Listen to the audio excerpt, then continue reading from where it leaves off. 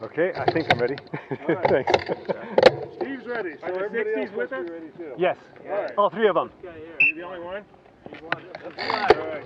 Hey, cycling community, this is Steve, Grusis of Cycling Greek. This is the last race weekend, not only for me, but for pretty much everybody. This race takes place in the little town of Henleyville, a little northwest of Chico, California. Only 39 people pre-registered for this race, and the promoter still elected to have it, bless his heart. As you can imagine, there was a lot of combining of categories. Fortunately, the old guys, the 60 plus and the 65 plus that I'm in, were combined together. We had a total of 9 riders. 2 of them were 60 plus. You'll notice that we're all having a pretty slow start, except for Frank. Frank's already taken off. Frank is a time trialer, and he's held multiple national championships on a variety of disciplines. He was just recently part of a 4-man relay team that set the 60-plus record in the 5:08. That's a 508-mile race. So right now, we're going after him.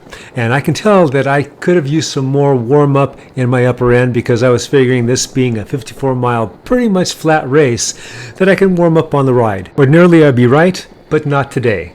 So as you well can imagine, this was a bit of a shock to me. I got on somebody's wheel and hoped that they can get me up to the group, which they did. Frank eventually slows down, which means everyone else slows down, catching their breaths, especially me.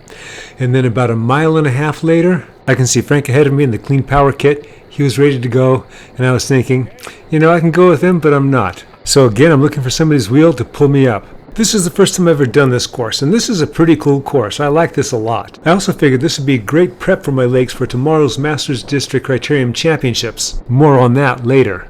Frank was again caught, slowed down, and again we all slowed down. This time about half a mile later, now we're at 2.6 miles into this 54-mile race, we have yet another attack, but this time by Tom McCullough from Courier Monterey Bay Racing Team presented by Don Chapin Company. Tom is one of the strong sprinters you have to watch out for in this race. He's not the only strong sprinter. There's Mark Perry and there's Steve Clifton from Victory Velo and Penn Velo respectively. Steve Clifton knows that Tom is not one that you should let get away, so he's going to jump right on him. Now the others, I'm waiting for them to jump so I can get on their wheels and just have them drag me up. Again, only 2.6 miles into this race, and already my heart rate's up to 151. My maximum is around 164. That's the highest I've seen earlier this year. We are now 5 miles into the race. There's been no more attacks. We're now entering the feed zone, and the reason I'm including this is because of the numbers in the lower right-hand corner. My heart rate. You see 163, and remember I said my max was 164? It's a good thing I didn't notice this during the race. I did what I could as fast as I could to get my heart rate down because you never knew what was going to happen. And what was going to happen happened a half a mile later. Now you look on the right-hand side, that's Frank. He's going again. His plan, which is pretty evident right now, is to get away even if it kills him. And it's definitely putting the hurt on me. See Steve Clifton to the left, so I'm staying on Randy Floyd's from Body Concepts wheel. Again, the best thing I can do is get pulled up by somebody else.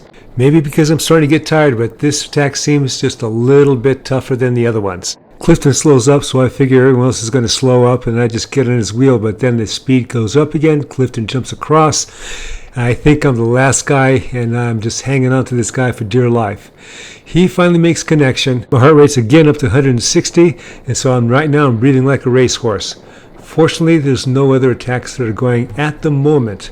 We again slow down, and I do what I can to catch my breath. Now we're starting to go down a small descent, maybe like 3%. It's Tom's turn. Now he puts in an attack. I'm on Clifton's wheel, and Clifton doesn't want Tom to get away. I figure as long as I'll be on Clifton's wheel, I'll be okay. All of a sudden on the left side, Frank attacks. He catches everyone by surprise, except for Matt Peterson Body Concepts. Matt tries to go with him, meaning he wasn't on his wheel when Frank attacked, but he's now chasing him. Matt's a pretty strong guy, but he never catches him. He comes back to the pack, and what's the pack doing? They're all looking at each other. What am I doing? I'm just hanging on a wheel because there's no way I can go after Frank. And it looks like everyone else is thinking the same thing. We are now only 7 miles into the race, so if Frank's going to win this, he's got to stay away for about 47, 48 miles. With the pack no longer eager to chase, Frank goes out of sight. Now, we just didn't lollygag and give it up to Frank. We had bouts of speed, sustained speed. I even went to the front once and did a pull. The person that was doing the most work that I saw was Tom. Now, Tom's a big guy, and I like to be on his wheel because he is a big guy.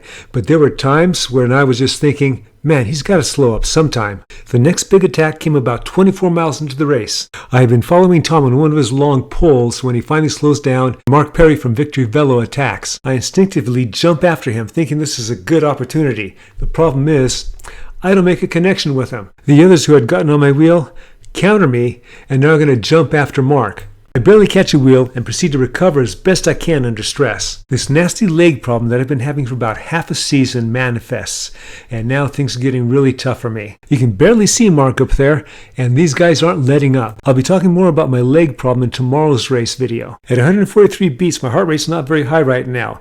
The problem's not with my aerobic system. It's with my leg. I now have another problem on top of that. Tom attacks. He's being chased. I'm chasing the chaser.